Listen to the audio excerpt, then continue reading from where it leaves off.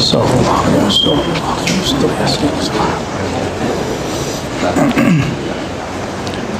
Assalamualaikum warahmatullahi wabarakatuh. Alhamdulillahilladzi ja'ala lana uswatan hasanatan fi nabiyyina Muhammad sallallahu alaihi wasallam.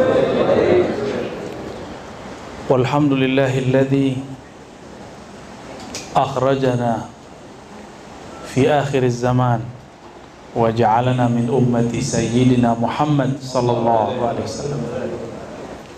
Walhamdulillahilladzi hadana li hadza wa ma kunna linahtadiya laula an hadana Allah. Asyhadu an la ilaha illallah wa asyhadu anna Muhammadan abduhu wa rasuluh. Allahumma shalli wa sallim wa barik ala nabiyyina Muhammad wa ala alihi wa ashabihi wal mahdi khalifatihi wa sallim. Amma ba'du. Bapak pengurus, katanya ada mau pengurus baru ya? Ya. Semoga siapapun yang mengurus masjid ini termasuk orang-orang yang hatinya terikat di masjid. Amin ya rabbal alamin. Menjadi khadam-khadamnya Allah, khadam-khadamnya Rasulullah sallallahu alaihi wasallam. Mohon maaf sudah menunggu ya. Ternyata macetnya kalau weekend gini 7 kali lipat, Pak.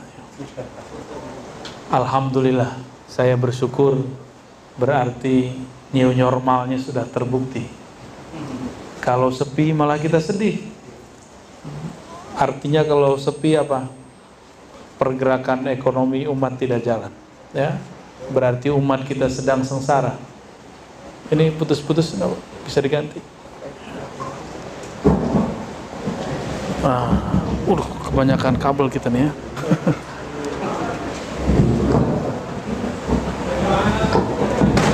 Oke. Ini zaman banyak kabelnya. Ya sudah. Baik, Bapak Ibu yang dimuliakan Allah, mau dengar teori apa dengar cerita?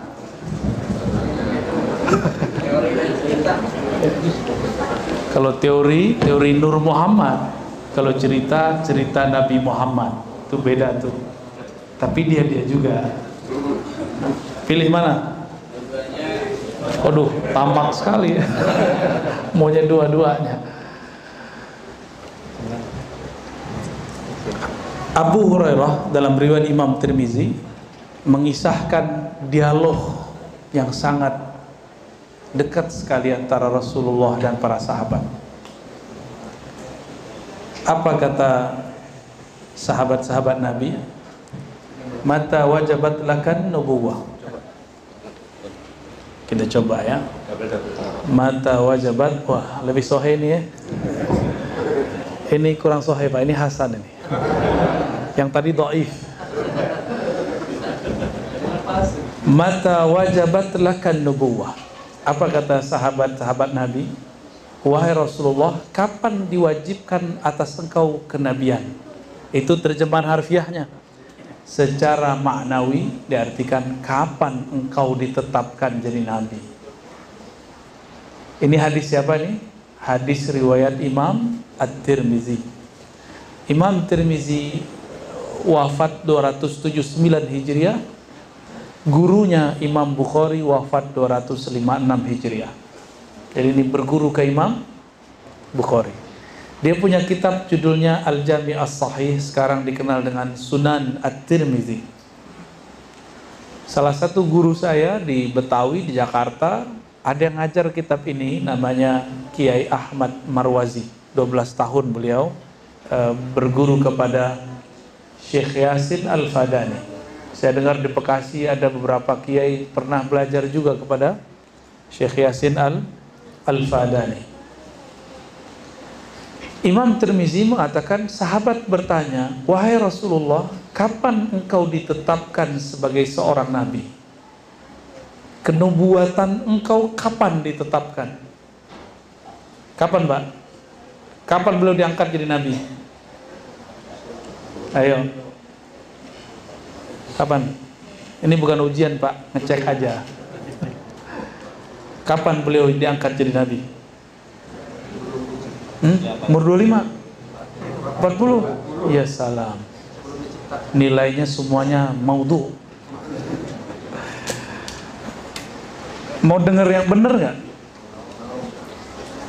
Yang benernya ini berdasarkan hadis, bukan pakai buku pelajaran sekolah. Maka buku pelajaran di sekolah masih perlu dikritisi, masih perlu diperbaiki. Kenapa?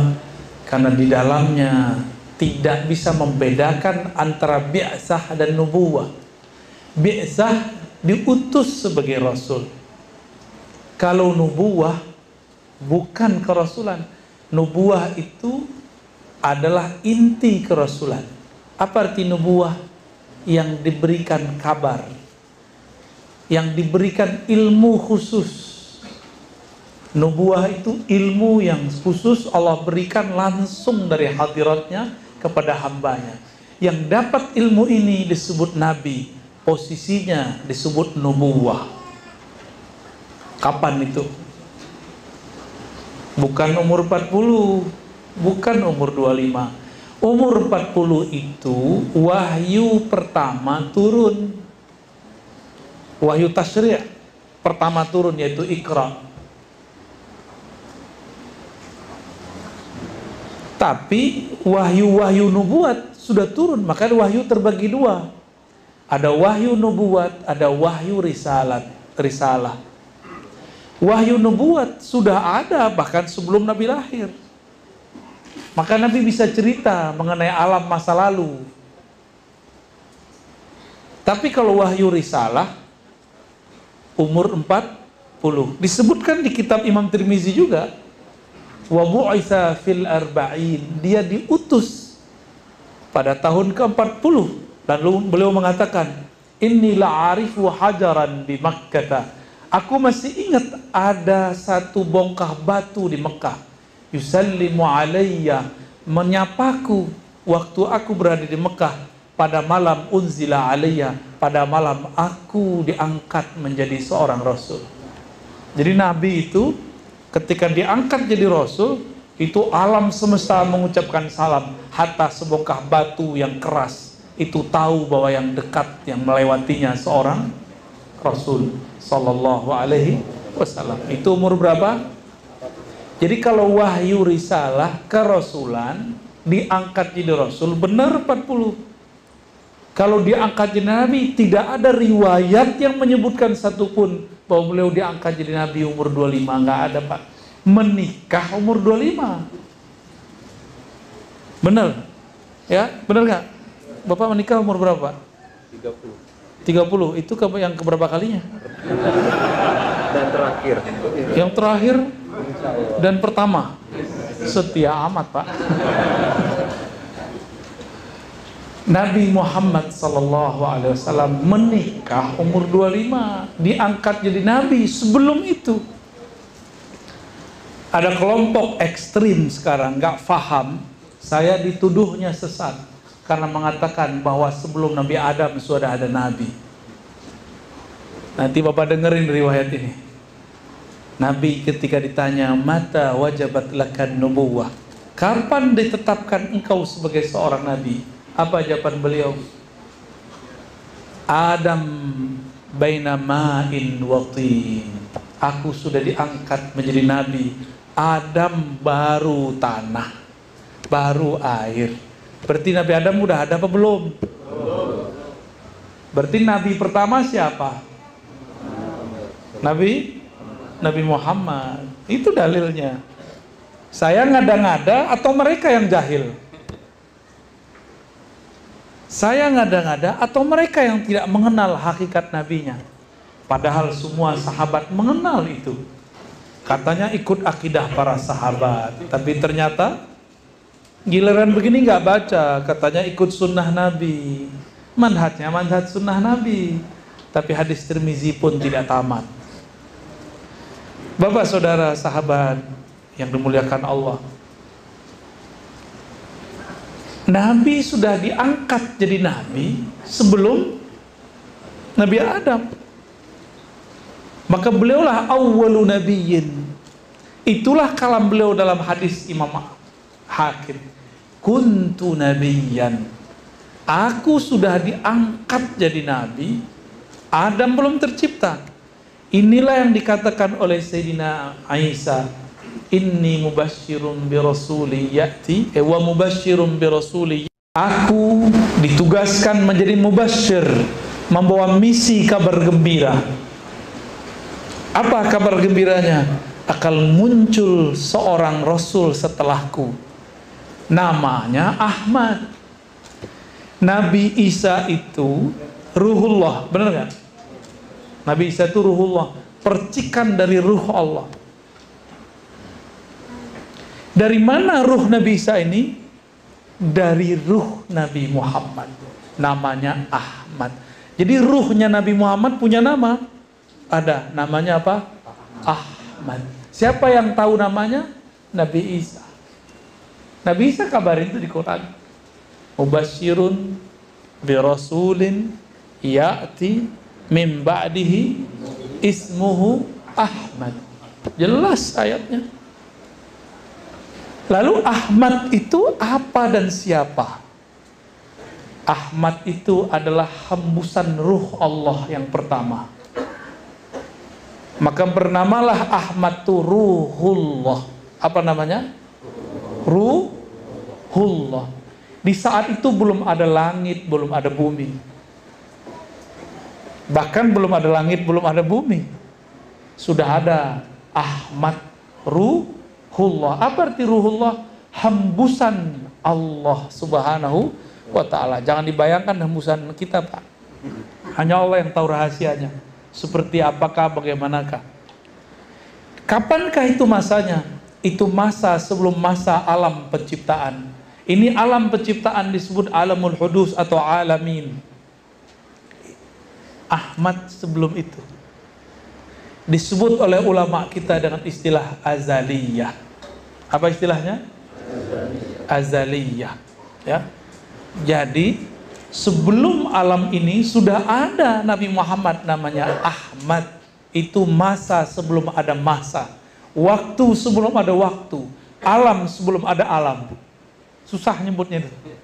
Waktu sebelum ada waktu, apa dong Pak? Ya hanya Allah yang tahu. Maka ulama kita mensimbolkan dengan istilah azali. Apa arti azali? Prawaktu. Itulah Ahmad. Allah berfirman, Kul huwallahu ahad. Ahad itu qadim. Masanya kapan? Sebelum azali lagi. Sebelum azali, itu namanya masa ahadiyah. Allah hanya sendiri dengan ketunggalannya, keesaannya. Jadi Allah maha jomblo, Pak. Hanya Allah yang boleh sendiri. Bapak nggak boleh sendiri, Pak ya?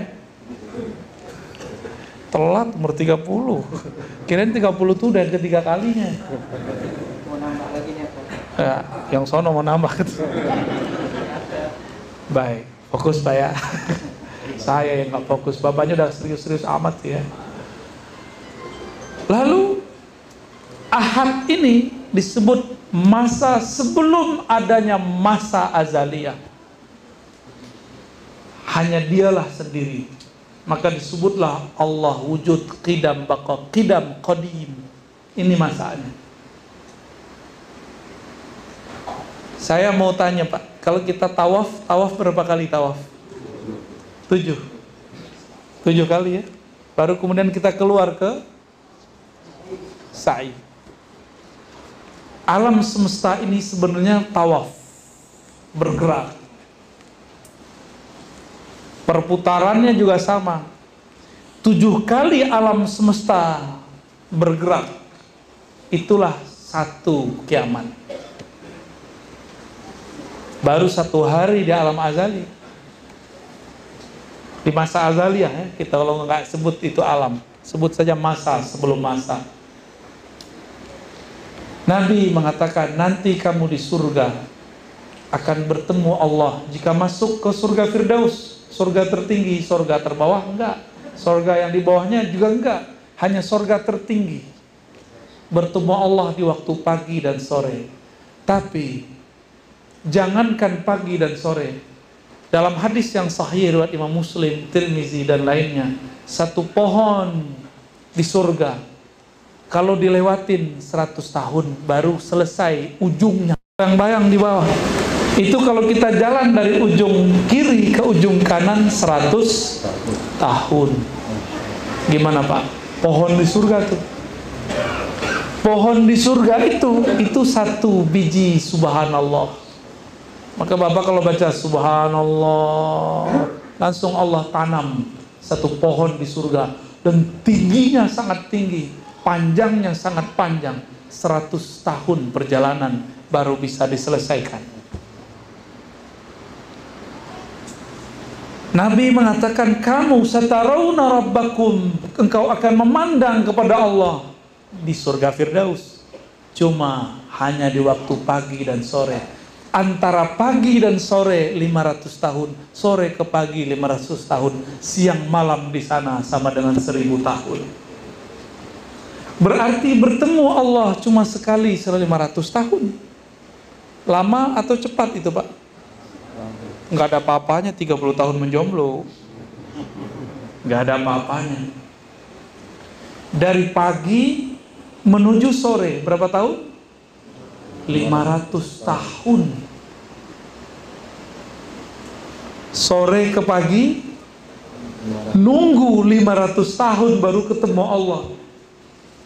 Itulah alasannya, rahasianya. Kenapa di sorga itu Allah kasih penawar, yaitu menikah sebanyak-banyaknya. Nanti Bapak sabar ya. Cuma itu. Karena itu bisa membuat mereka itu kalau rindu, itu mirip-mirip orang sakau. Mereka rindu terus musfikun, sampai muncul rasa takut kepada Allah. Maka Allah berilah obat penawar. Diizinkan makan seenak-enaknya, minum seenak-enaknya, selezat-lezatnya, kawin sebanyak-banyaknya. Jadi sehari itu nanti Pak, disebutkan di hadis, satu laki-laki diberikan kekuatan 100 laki-laki. Waduh, saya nutup mata bentar Pak. Gak berani ngelihat bapak-bapak ini nanti kalau ahli surga. Sekarang atuh aja keok Pak ya. Sok-sokan mau nambah 2 ya. Nanti di sana. Itu penawarnya. Itulah kenapa kalau kita, mohon maaf ya yang belum cukup umur, habis melakukan hubungan spesial itu wajib mandi. Karena di saat itu kita lupa kepada rindu kepada Allah Subhanahu wa ta'ala. Itu rahasia sebenarnya. Wajib mandi nggak? Mandi nggak tadi? Wajib Pak mandi. Tanda tobat. Ya Allah ampuni aku, karena kelezatan sesaat aku lupa kepada Engkau. Itu dia ya. Itu rahasianya kalau kita ungkit-ungkit rahasianya. Nabi Muhammad SAW mengatakan, aku sudah ada, Adam belum ada. Namun meskipun beliau awal Nabi, tapi terakhir diutus. Dulu ruhnya bernama Ahmad, fisiknya ketika di dunia bernama Muhammad. Dia juga Pak. Cuma ini Muhammad ada jasadnya, kalau yang Ahmad tidak ada jasadnya. Saya mau tanya kepada Bapak Ibu, waktu di Ka'bah muter, kita muterin apa sih? Ka'bah, apa yang ada di situ? Hajar Aswad, apa lagi? Hijr Ismail. Itu adalah rumah untuk ibadah yang dulu dibangun oleh Nabi Ibrahim dan Nabi Ismail. Ternyata sebelum itu, dulu awal-awal Nabi Adam baru turun di muka bumi, itu dikabarkan malaikat dulu tawaf di tempat yang sama, namanya Bakkah. Ketika terjadi banjir besar, maka Allah angkatlah Ka'bah itu ke langit. Jadilah namanya Al-Baitul Ma'mur. Dan Allah bersumpah dalam surat At-Tur, wal baitil ma'mur, Dan demi rumah-rumahku yang dimakmurkan, yang diramaikan. Siapa yang meramaikan rumah Allah? Ini disaksikan oleh baginda Nabi Muhammad SAW ketika beliau diperjalankan Mi'raj. Sampailah beliau di langit ketujuh. Apa kata beliau? Aku melihat Nabi Ibrahim bersandar di tiang masjid atau tiang Ka'bah langit Al-Baitul Ma'mur. Kakinya selonjoran, rambutnya sudah sedikit beruban. Nabi Muhammad kalau melihat Nabi Ibrahim mirip sama mukanya. Itu saya apa kakek saya? Kira-kira gitu Pak. Mirip sekali. Dari mana kita tahu? Dalam hadis yang sama riwayat Imam Tirmizi. Imam Tirmizi mengatakan Nabi bersabda, "Urida alayya al-anbiya." Para nabi ditunjukkan wajahnya kepadaku. Lalu beliau mengatakan, tiba-tiba aku melihat Nabi Fulan mirip Fulan, Nabi Fulan mirip sahabat Fulan. Adapun Nabi Ibrahim mirip sahabatmu yang di depan. Begitu kata Nabi Muhammad sallallahu alaihi wasallam. Berarti maksudnya mirip Nabi Muhammad nggak? Mirip, sangat mirip. Dan wajah Nabi Muhammad itu sangat mirip dengan beberapa habib di Timur Tengah sana. Bahkan di negeri kita ada. Cuma saya nggak boleh kasih tahu Pak. Ya, ntar Bapak cari-cari lagi orang ya. Nabi Muhammad mengatakan, ketika aku melihat Al-Baitul Ma'mur, setiap hari langit, hari di langit, ya. Hari di langit itu satu hari kita 500 tahun di sana. Mereka masuk 70.000 dan tidak pernah keluar lagi. Gak tahu kemana tuh. Masuk 70.000 setiap hari. Satu harinya 500 tahun. Apa yang mereka lakukan? Mereka berkeliling tawaf. Maka siapapun yang bertawaf penuh dengan hikmat di bumi, pahala malaikat di langit akan diberikan kepadanya. Mereka lah yang disebutkan dalam surat Ghafir. Malaikat-malaikat itu bertasbih kepada Allah dan yastaghfiruna lilladzina amanu. Mereka memintakan ampun untuk orang-orang yang beriman di bumi. Kita beriman enggak? Beriman ke Nabi Muhammad enggak? Maka dapat doa dari malaikat sana. Inilah yang disebut syafaatul malaikat. Syafaat para malaikat. Nabi Muhammad sallallahu alaihi wasallam, beliau ketika kembali ke alam manusiawinya, maka bersyairlah ulama kita, basyarun la kal basyari. Iya, beliau ini manusia, tapi bukan seperti manusia biasa. Bapak manusia nggak?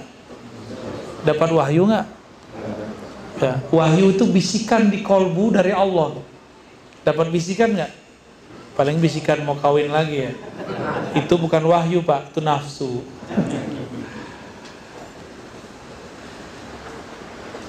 Nabi Muhammad SAW kemudian mengatakan,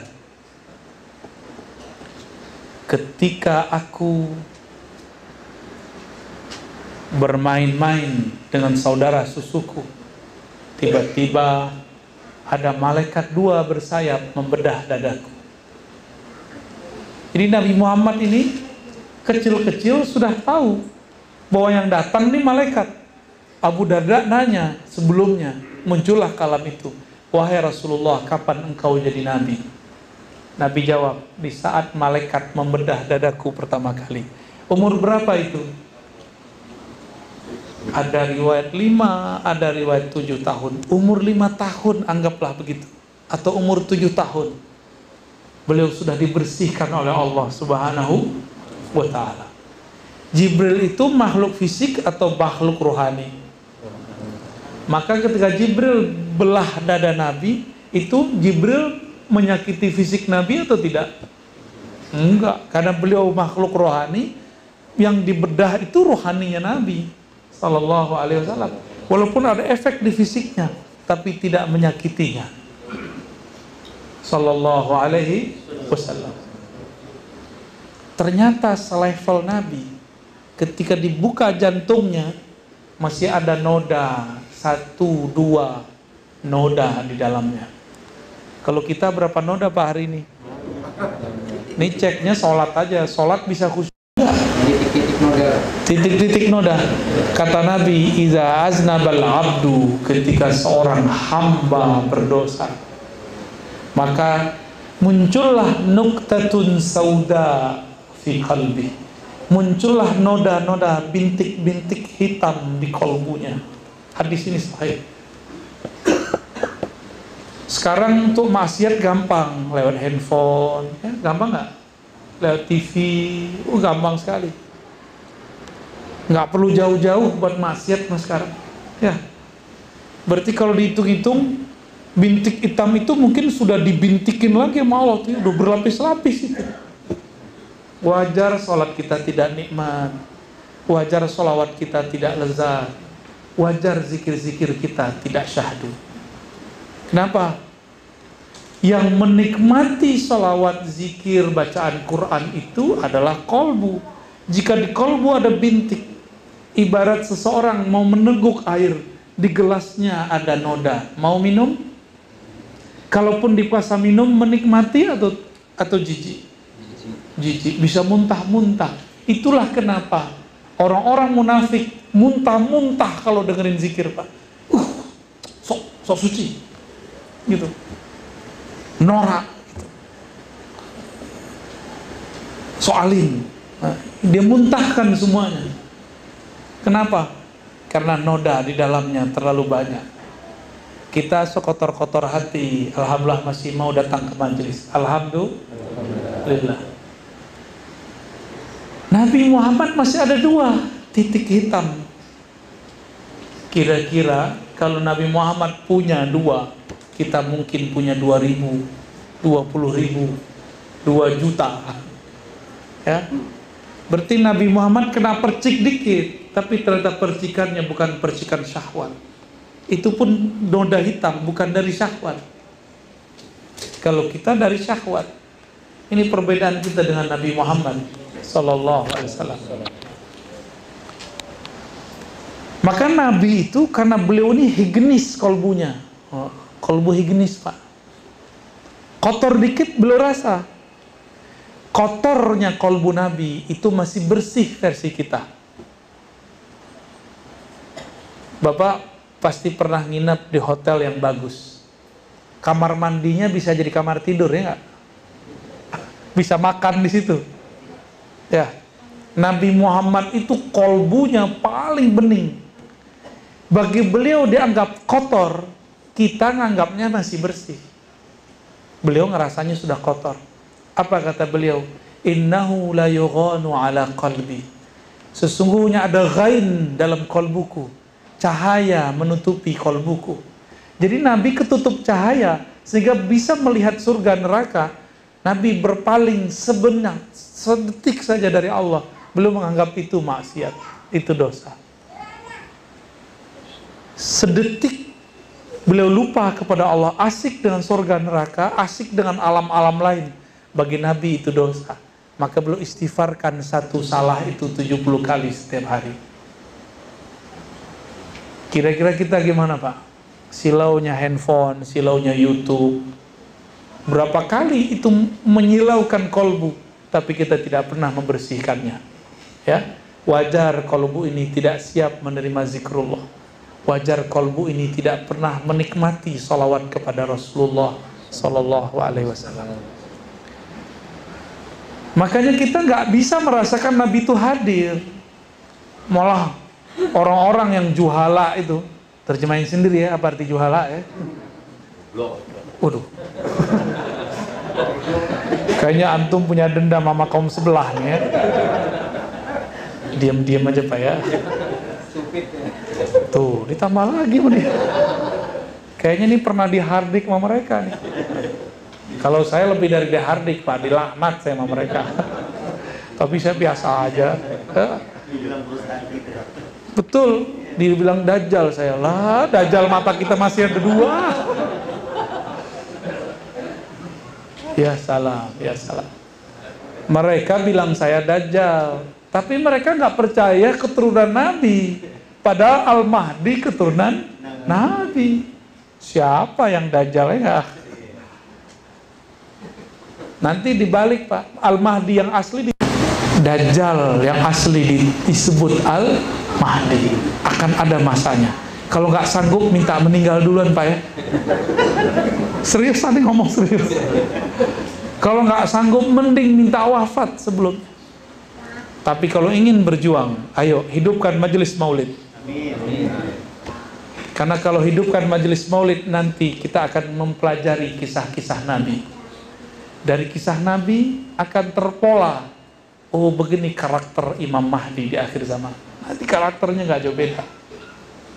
Saya sebutkan hadis tadi. Kapan engkau ditetapkan jadi Nabi ya Rasulullah? Ya. Apa aja kata Nabi? Adam belum dicipta, aku udah jadi Nabi. Nabi Musa tidak diizinkan untuk melawan Dajjal. Nabi Isa dikalahkan oleh Dajjal. Walaupun nanti di akhir hayat Dajjal yang bunuh Nabi Isa. Bahkan Khawarij pun tidak diizinkan oleh Rasulullah, dibunuh di hadapannya. Tapi nanti yang menghadapinya adalah seorang umat dari umatnya, keturunan dari cucu-cucunya. Berarti keturunan ini lebih kuat daripada generasi sebelumnya. Lalu siapakah keturunannya itu? Karena dia secara nasab keturunan Nabi, maka secara rohani adalah pewaris Nabi. Nabi Muhammad itu mewarisi Ahmad, benar nggak? Maka Al-Mahdi mewarisi Nabi.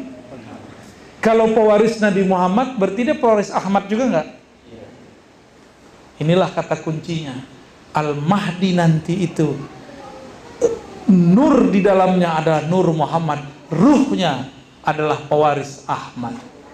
Makanya dia bisa kuat Pak. Karena di dalamnya ada warisan ruh Ahmad. Dia justru lebih kuat daripada Dajjal. Itulah alasannya kenapa Nabi Isa waktu datang, Nabi Isa nggak mau jadi imam. Karena dia tahu si yang di depan itu pewaris Ahmad. Nggak pantas seorang Nabi Isa menjadi imam baginya. Ini ada kisah Ibnu Abbas. Ibnu Abbas ini mirip Nabi Isa lah di zamannya. Hibrul Ummah, sangat alim. Bisa melihat Jibril 2 kali. Dan Ibnu Abbas wafat Rasulullah umurnya 13. Dalam waktu rentang itu dia pernah melihat Jibril berapa kali? Ajib nggak tuh? Ajib luar biasa. Abdullah bin Abbas ya, itu diceritakan bahwa ia berkhidmat waktu menginap Rasulullah di rumah salah satu istrinya. Di rumah Maimunah, Rasulullah bangun malam hari, dulu nggak ada keran Pak, nggak ada PDAM, sumur jauh. Ibnu Abbas yang masih kecil ngambil air ke sumur yang jauh malam hari, lalu menyediakan air wudhu dan mandi untuk Rasulullah Sallallahu Alaihi Wasallam. Dia nggak tidur ketika Nabi tertidur. Dia tunggu kapan Nabi keluar, maka dia keluar. Selesai Nabi berwudhu, Nabi nanya, siapa yang menyediakan air ini? Maimunah bilang, bukan saya wahai Rasulullah. Sepertinya Abdullah bin Abbas. Dia cuma khidmah loh. Ketika sholat Nabi Muhammad, dia langsung kelutuk-kelutuk sholat di samping Nabi, tapi di belakangnya, samping belakangnya. Nabi lihat Sayyidina Abdullah bin Abbas sholat di bagian kiri Rasulullah, maka ditarik oleh Rasulullah ke bagian kanan. Ditarik sejajar dalam hadis Imam Bukhari dan Muslim. Setiap ditarik sejajar, dia diam sejenak lalu dia mundur 1 langkah. Ditarik oleh Nabi ke depan, dia mundur lagi 1 langkah. Begitulah terus sampai selesai sholat. Nabi bertanya, wahai Abdullah, kenapa kamu mundur ketika aku tarik? Apa jawaban Abdullah bin Abbas? Apakah pantas seorang Abdullah bin Abbas sejajar dengan kekasih Allah? Karena 2 ilmunya ini, pertama dia khidmah kepada Nabi, menyediakan air wudhu. Yang kedua, dia tahu adab padahal masih kecil. Dia kemudian didoakan oleh Nabi, Allahumma faqihu fiddin wa 'allimhu ta'wil. Ya Allah, ajarkan dia kefaqihan agama dan ajarkan dia ilmu memahami takwil dan tafsir Quran. Maka tiada sekarang ilmu tafsir kecuali cabang dari ilmu Abdullah bin Abbas. Apa hikmah beliau? Cuma menyediakan air, lalu pasang adab, tidak mau pernah sejajar dengan Rasulullah. Diberkahi Pak hidupnya. Maka saya simpulkan, jika ingin kita hidup berkah, khidmahlah kepada pewaris Rasulullah, beradablah kepada mereka. Maka anak keturunan kita akan dijadikan oleh Allah tentara-tentaranya, ulama yang alim, aulia-aulia yang tajam ma'rifatnya. Insya Allah. Sekarang banyak orang nyebut-nyebut hadis Nabi tapi tidak beradab. Banyak orang nyebutkan sunnah bid'ah tapi tidak ada perasaan. Sayang sekali, mereka dapat dalil tapi tidak dapat adab membaca dalil. Semoga keluarga kita, keturunan kita, saudara-saudara kita semua diberikan ilmu khidmah dan ilmu adab. Amin ya rabbal alamin. Udah 9:30 Pak, lewat 10. Sampai subuh Pak. Sampai subuh kurang 10 jam. Kayaknya seneng banget didongengin ya. Emang itu dongeng? Bukan Pak. Itu kisah hakiki yang saya ceritakan semua. Dan tiada riwayat yang dhaif. Semua yang saya ceritakan semuanya sahih kalau nggak hasan. Kalaupun dhaif dia sudah naik menjadi hasan. Yang saya ceritakan itu semua ya. Jadi insya Allah yang kita sampaikan, saya jaminannya bahwa itu hadis-hadisnya, riwayat-riwayatnya kuat ya. Ini zaman apa? Mana dalilnya ya.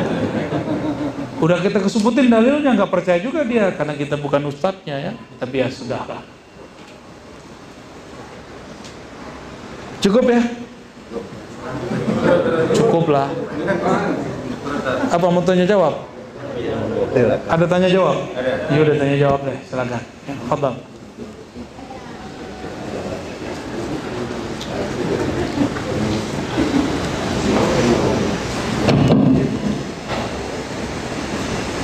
Demikian yang disampaikan oleh Buya Raziq. Dari jamaah ada yang mau bertanya? Silakan. Dua atau tiga? Dua aja. Dua saja. Wah. Ya jangan jam itu. Giliran. Ya, ya. Assalamualaikum Pak Ustadz. Waalaikumsalam warahmatullahi. Dulu saya sering dengar Pak Ustadz sebelum masuk ajar terdengar puji-pujian atau salawatan. Sekarang sudah jarang Pak Ustadz, kecuali tempat-tempat tertentu ya Pak. Apalagi di pihak yang senang membicarakan orang atau mengkafirkan orang, mereka menyebut itu sesat. Kemarin Pak Ustadz, saya ke suatu tempat pendidikan, hampir 75% itu anak didiknya hafiz Quran, tapi tidak ada satu pun yang bisa bersalawat. Mohon penjelasan Pak Ustadz, terima kasih. Masya Allah. Iblis itu bisa zikir 80.000 tahun seperti disebutkan Imam Tabari di surga, tapi tidak pernah berselawat kepada Rasulullah SAW. Nabi Adam baru dicipta, tapi dia langsung berselawat kepada Nabi Muhammad SAW. Maka Allah ajarkan beliau al-asma, nama-nama di alam semesta. Sedangkan iblis hanya diberikan zikir tapi tidak diberikan ilmu. Ini pesan panjang Pak. Iblis, Dajjal, Khawarij itu satu paket. Hafal zikir, hafal ayat, tapi tidak bersolawat. Solawat itu pelembut kolbu. Orang tidak bersolawat, kolbunya kering, kolbunya keras. Solawat itu membuat kolbu bercahaya, karena Al-Quran itu turun kepada yang disolawatkan.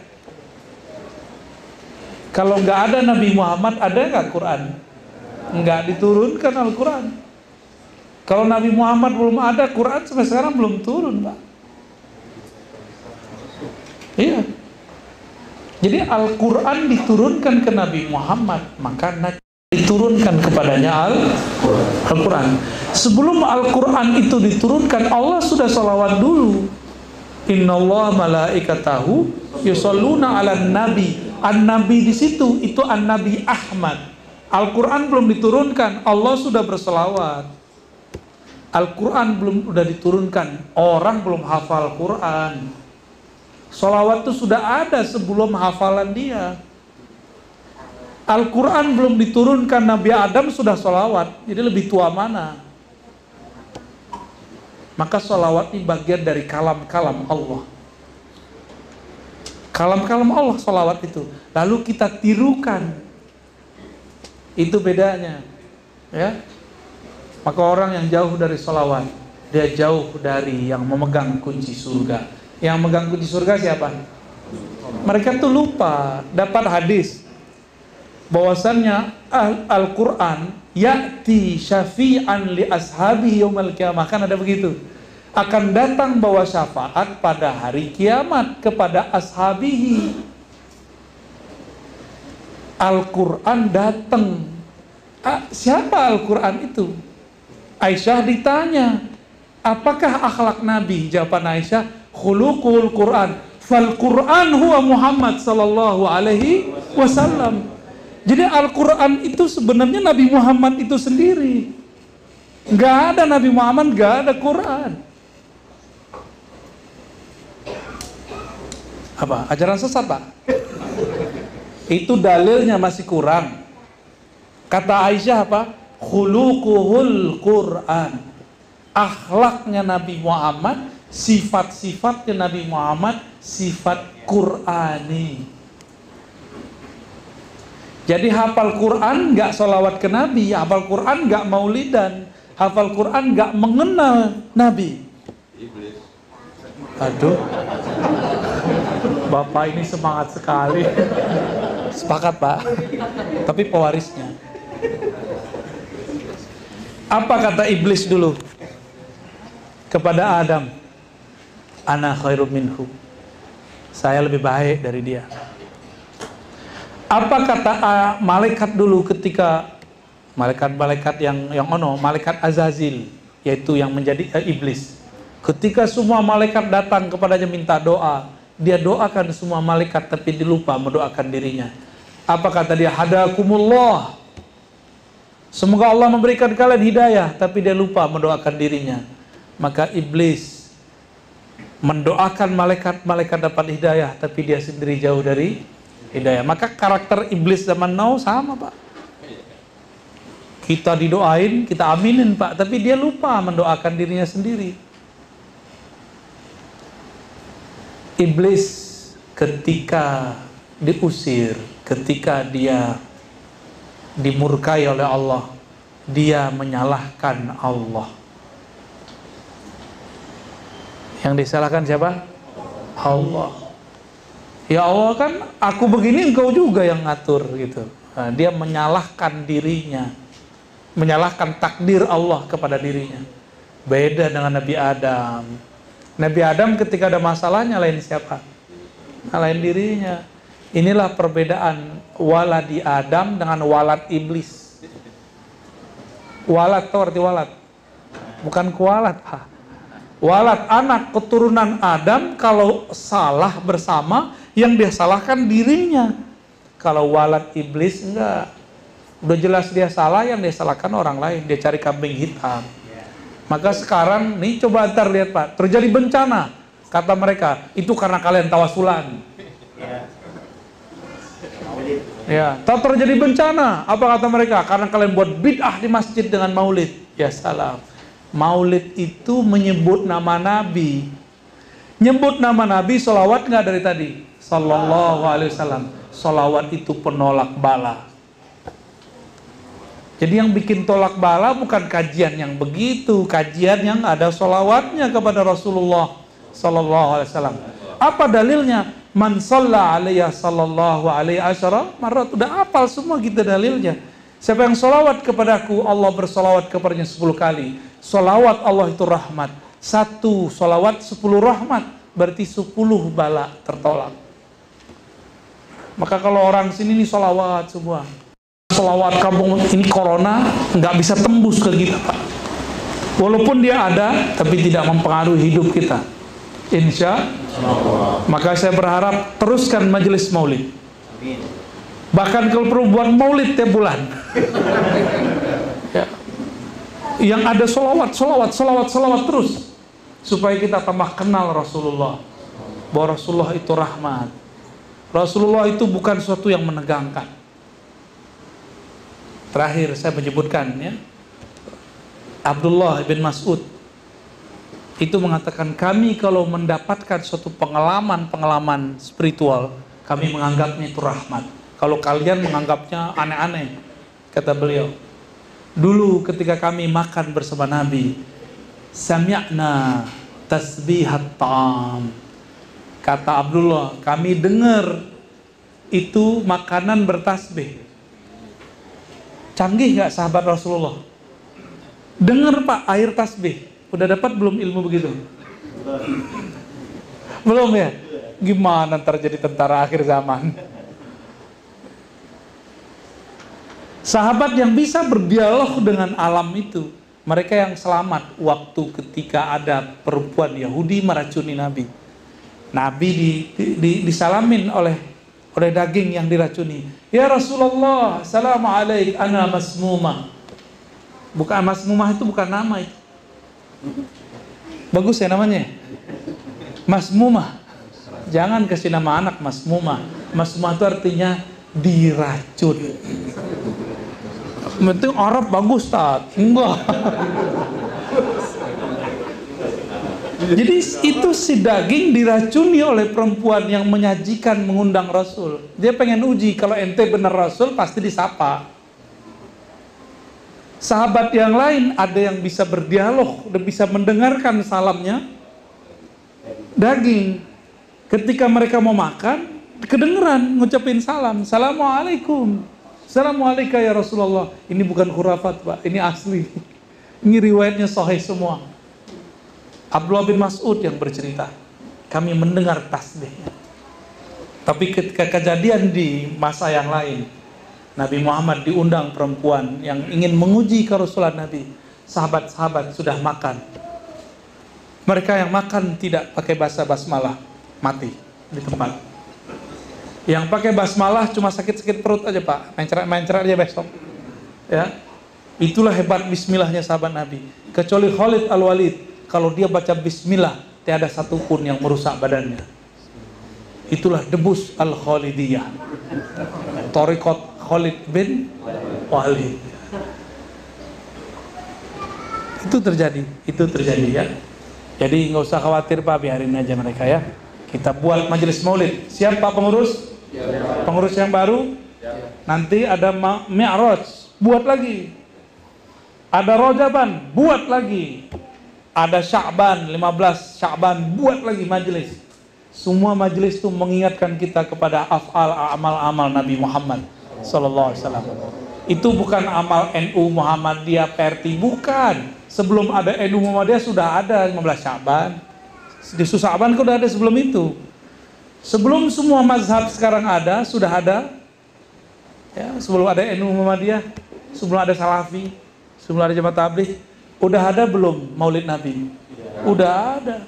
Yang buat bukan orang Syiah, yang buat Sultan Muzaffar, Salahuddin Al-Ayyubi. Semuanya Ahlus Sunnah wal Jamaah. Satu lagi ya pertanyaannya, yang di belakang. Ya, fadal. Assalamualaikum warahmatullahi wabarakatuh. Assalamualaikum. Semoga Pak Ustaz selalu dalam lindungan Allah. Amin ya Rabb. Amin ya Rabb. Tadi Pak Ustaz ada menyebut tentang Nur Muhammad, Pak Ustaz. Mohon diberikan penjelasan. Lalu yang kedua, saya pernah dengar ceramah mengenai cara membangkitkan Nur Muhammad. Mungkin Pak Ustaz bisa menjelaskan lebih dalam lagi. Terima kasih. Wassalamualaikum warahmatullahi wabarakatuh. Assalamualaikum. Nur Muhammad sallallahu alaihi wasallam. Nur itu adalah sesuatu yang membuat kita bisa melihat sekitar. Itu yang disebut nur. Nur Nabi Muhammad sallallahu alaihi wasallam ini adalah pancaran yang muncul dari ruh Ahmad. Jadi ketika beliau mengatakan kuntu nabiyan, aku sudah jadi nabi, Adam belum sudah ada nur Nabi Muhammad. Mana lagi dalilnya? Dalilnya Allah berfirman, Allahu nurus samawati wal ard. Nurnya Allah itu namanya Nur Muhammad. Ya. Lalu apalagi dalilnya bahwa yang awal dicipta Allah Nur Muhammad? Ada, tapi bukan pakai hadis palsu, pakai Quran aja. Pakai Quran cukup. Dalam Al-Quran mirip lafaznya dengan doa iftitah. Inna salati wa nusuki wa mahyaya wa mati lillahi rabbil alamin. Terus di ujungnya wa ana awwalul muslimin. Aku adalah yang pertama muslim. Jadi Nabi Muhammad mengatakan aku yang pertama muslim. Islam, apa arti Islam? Tunduk kepada Allah Subhanahu wa ta'ala. Yang pertama tunduk itu, itulah Nur Muhammad sallallahu alaihi. Jadi guru-guru kita dari dulu mengatakan inilah dalil di Quran mengenai awalul muslimin. Jadi kita nggak perlu pakai dalil awwalu ma khalaqallahu nura nabiyyika ya Jabir, itu hadisnya dhaif. Laulaka ma khalaqtul aflaq, kita nggak perlu pakai hadis itu. Kalau bukan karena engkau tidak diciptakanlah alam semesta, kita nggak perlu pakai riwayat itu. Itu riwayat semuanya bermasalah. Kita cukup pakai riwayat yang sahih.